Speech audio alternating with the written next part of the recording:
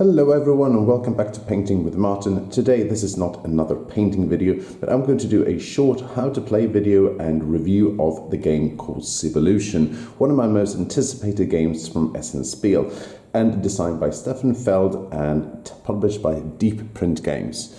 This actually is a very heavy Euro game. It's also published by Pegasus Spiel in some countries as well. So just want to put that out. Now, the reason why I'm not doing another painting video is that sometimes I feel like I want to tell you about certain things, why I like certain games. I also have a dog here that's running around, so sometimes you hear him stepping around, and also there's some traffic outside, so please bear that in mind. This is my first how to play video, so it may not be perfect. You may hear some traffic noise because I'm living next to the street. And that's the way it is. The lighting also may not be perfect because I don't have multiple cameras and all that fancy setup you see from other channels, because I didn't actually think that I would actually do how to play videos in the first place. But this is a game that I really like, so I want to show you at least the basics of how to play it. This is a very heavy Euro game. You are simply playing not as a civilization per se, but you're actually playing as a kind of computer program trying to recreate a civilization on a computer. And this is a brief overview of the game, and I'm going to also alternate by taking the camcorder that I have and showing you detailed play by moving the camera around by hand. So this is how the game is set up for 2 players. This can play 2 to 4 players. And I believe there's also a solo mode as well. So it's a table hogger, so please bear in mind that you need a fairly large table for this one. And but it's a really beautiful game. So let's look at this one. This is set up for 2 players, as I said. And you will see one board over here and another board on the other side, which I didn't set up because it simply took too much space on the table and you wouldn't really use it anyways in this brief overview. After you set up the table, I'm not going to show you the full setup, but there is a detailed explanation for it in the rulebook with step-by-step instructions. So on the main board, you will actually see,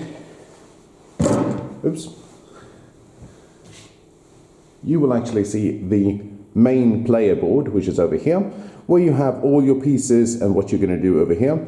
You also have the score and the main time tracker of how you progress throughout the game. Over there you have some research cards you can build up your hand, and finally over there in the last one you actually have the scoring track and also the research track.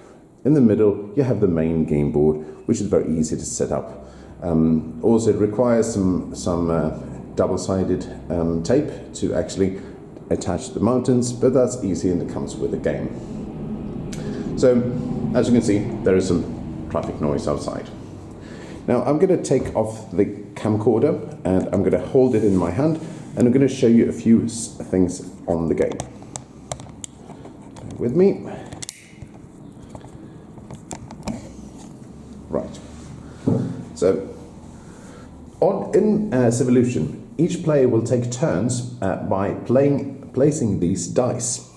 They are actually set up by 1 to 6 in the beginning of the game, and when you actually take your action, you will actually take 2 of these dice and activate a module on your player board. So if you, for example, would like to do research, you take a 1 and you take a 2.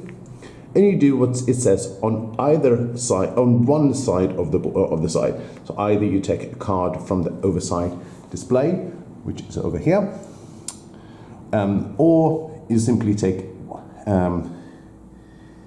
as you said over here, you can also take 1 out of 2 cards from one deck. And that's your turn. After you've taken these little dice, you simply put them in the spent area, and it's the other player's turn. And play goes around like this and until someone has run out of dice. Now, when you run out of dice, or you feel like you don't really have any viable options left, then you do what we call a reset. And you take this reset markers over here, you take it first, you're going to move down the reset marker, and I'm going to move over here so you can see what it is.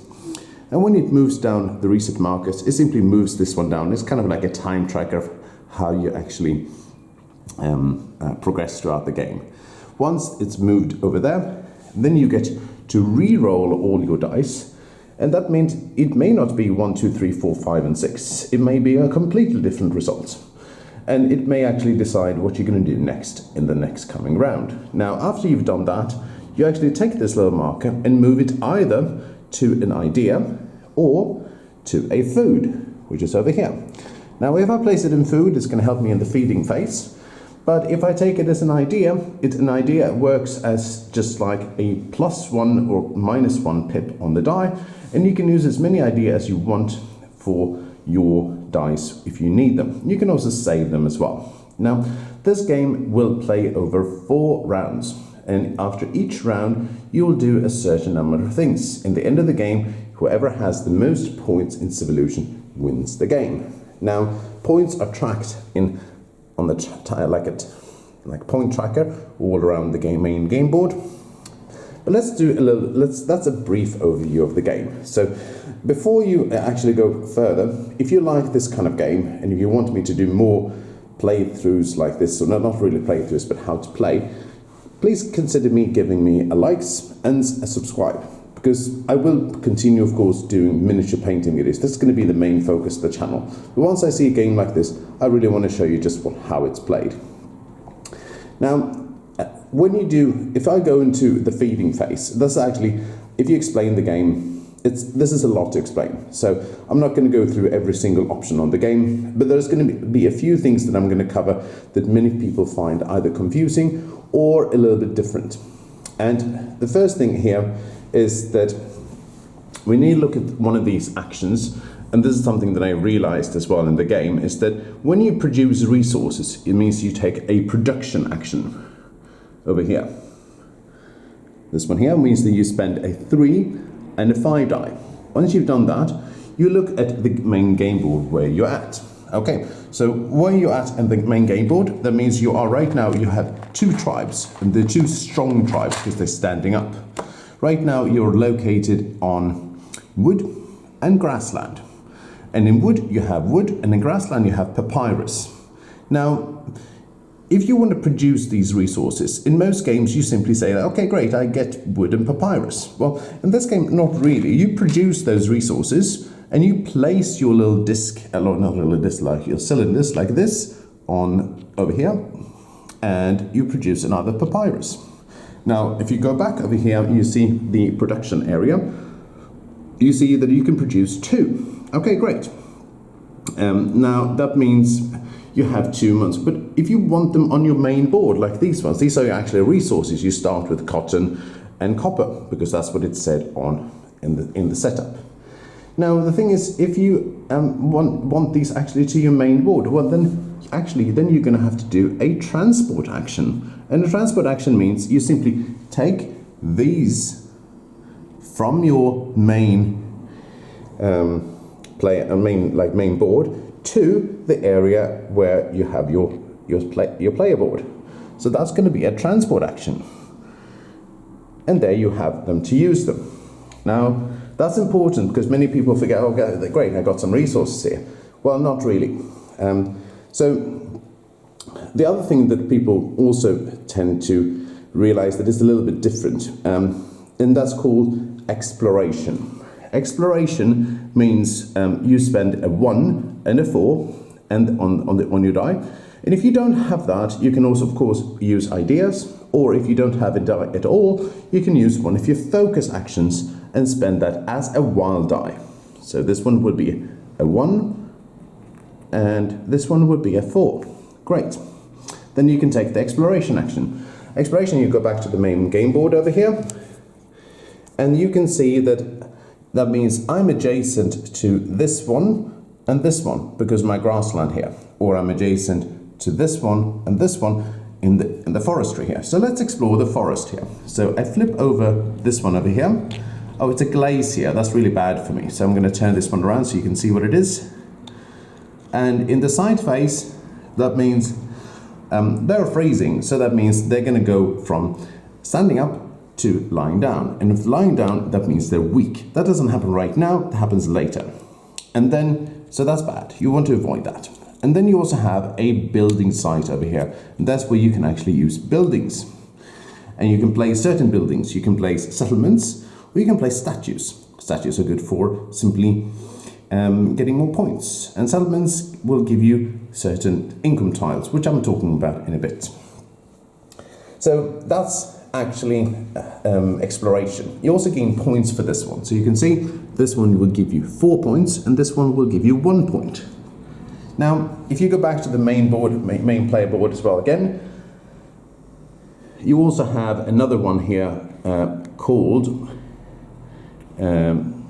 you have migration. Okay, great. So assume that I already had a 1 and a 3 here. That means I can move one of my workers or one of my tribes from the main game board to an adjacent area. So for example, if I have this one, I can move it in, say, for example, from here to here or from here to here.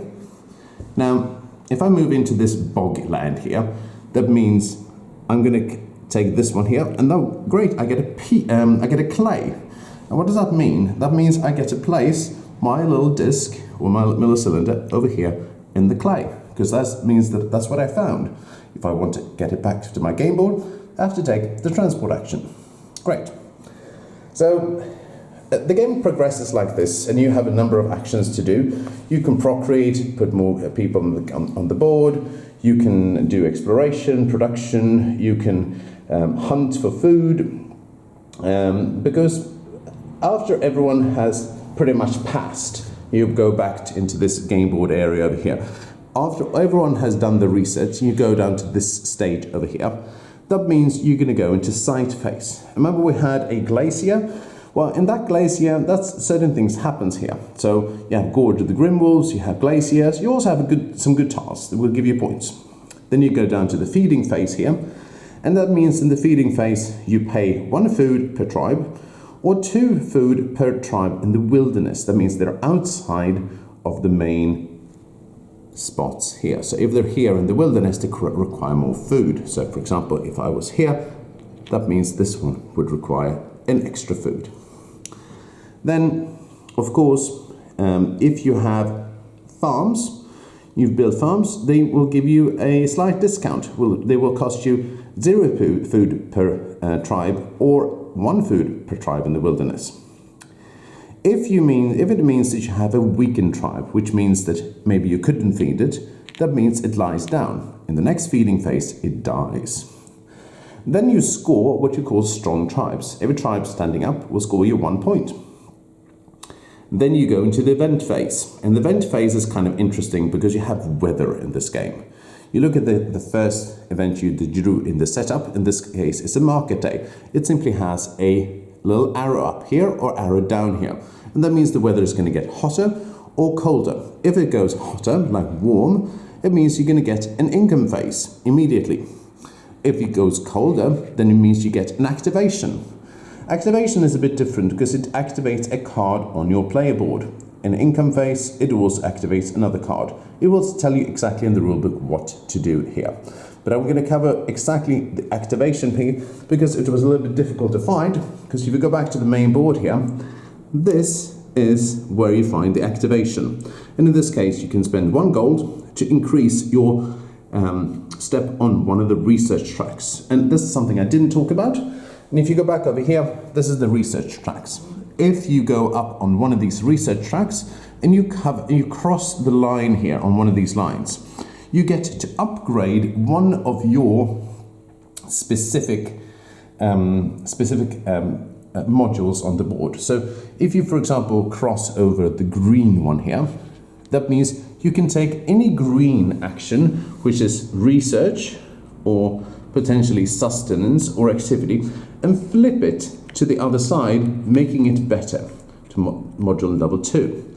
Now the thing is, as you can see here, this one, instead of taking 1 card out of 2 for this action, you can take 1 card out of 4 for the second level. And if you upgrade to 3rd level, then you can take 2 cards out of 4 or just 2 cards straight out. Now, these are important because once you upgrade these modules, your actions will become better. And just for reference, this is the starting player marker. Now, if you go back over here, that means you are, after you score the strong tribes and you resolve the event, there's also either a positive or a negative effect, or you score points in it. Then you are simply going to score this era's scoring category. And you can see that here. This one is era 1. For every strong tribe you have, you're actually going to score 5 points per tribe, which can potentially be a lot. Excuse me. And that means you see all the era's scoring options for era 1, 2, and 3, and 4. So you know exactly what to plan for. Now, over here, whoever scores the most points in that category becomes the starting civilization. And then finally you get into income phase. Income phase looks like this, means that you gain income from chips and you score statues if you have them on the board. Then you remove all the hunting tokens from the continent and equip the empty reset columns with new markers. Now, income works like this. Everyone starts with a certain amount of income from the very beginning of the game. Now, in the income phase, this player will gain a goal, and goal can be found in the rulebook as well. You either gain a goal or you can resolve a goal, and they give you certain things. Usually by resolving a goal, you can actually flip one of these modules and upgrade them. Now, one more thing before I go over a few tips and tricks about the game. This is called the favor of the Agera, kind of like the AI. If you have an action which requires you to check for the AI, that means, and I can show you one over here. For example, in production, you can, if you don't want to produce two things, you can actually you test the production with this one, which means you get to roll a pink die. If you are over here with the AI, that means you actually have a 1 in 6 chance to make this happen. So if I roll the die here, oh, it's a 5. Oh, I failed. But if I would have moved this one up and upgraded it, and there's a number of ways you can actually do that. If I moved it up here to level 4, that means 1 to 4, I pass. You can also, excuse me, you can also use this here. The further up you are on the track, more points you score for statues, but you can go down one of these steps to save one of your tribes from being removed from the game, either from different game effects like weather or in the feeding phase. Now, if you look at all these research tracks, you also see hunting here. So hunting is an area where you can actually go hunting, which means that you can see where you are on the board. Actually depends where you can go hunting, and also how much food you get. You can see some achievement chips that you can get as soon as you fulfill them. And finally, you have more research cards over here. Now, building your cards is a little bit different. Now, if you have, for example, if you want to build, for example, this card, you need to take a certain action for it. So, for example, then you look at the last column of the ones here. So if you want to build a blue card, which we have here, then you need a 4 and a 6, and you look at the resource you have here. Now, this is a bit different from other games. That means you need 1 papyrus, which I actually have here. So if I go here, I can spend 1 papyrus for a level 1. I can spend 1 papyrus and 1 wood for a level 2, and 1 copper and the others for level 3. Or I can spend 1 wood and have 3 settlements on the board, which are these ones, and I actually get this effect. So let's say I build the first level. That means the first level goes off over here. This is the papyrus, goes away. I get an immediate bonus like this one. I move up on the research tracks, and that means I slide this one down over here until only the top one here is shown.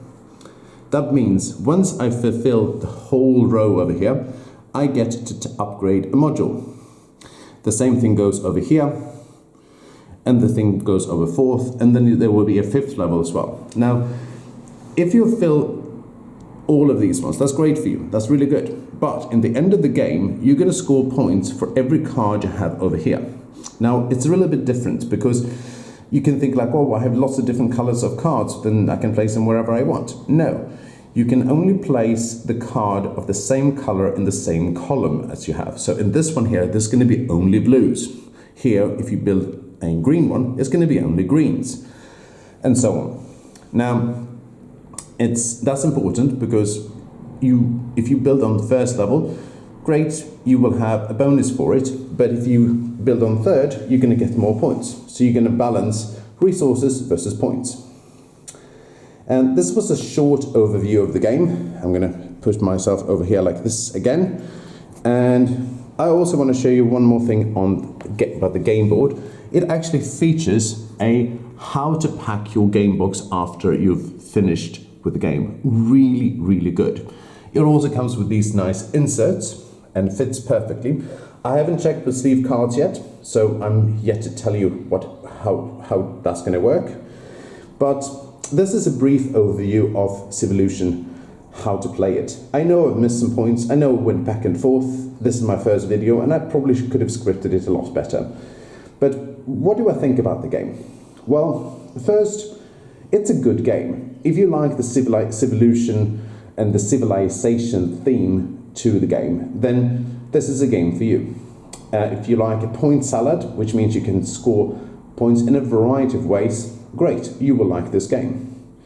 If you like epic games that takes easily 3 to 4 hours, because this is what it can take on at least 3 to 4 players, then yes, this is a game for you. I played it on both 2, 3 and 4 players, and 2 is of course a little bit faster, but with setup it took 3 hours. On 4 players I can estimate it takes about 4 to 5 hours, but if you're really good with the game and you know what to do, you can probably get it down to 2.5, 3 hours. Now, if you don't like civilization games, if you don't like exploring on the map, if you don't like to have a plethora of options, then probably this is not the game for you. Because you have I think you have 16 different options every single round. So it can lead to a considerable amount of analysis paralysis every time you play the game. Now, as a first civilization game, would I recommend it? Probably not. If you like this kind of games and you want a heavy Euro, this is one of the best heavy Euros games I've ever played in my life. So all in all, I would give this one a 8.5 out of 10. And this reflects how often I'd like to play it, not how good the game actually is. So an 8.5 for Civolution, the board game by Stefan Feld. Thank you very much for watching so far. There will be more painting videos. If you like this video, please consider subscribing. Thank you very much to all of you who have actually subscribed to the channel. And I hope to see you next time on the channel.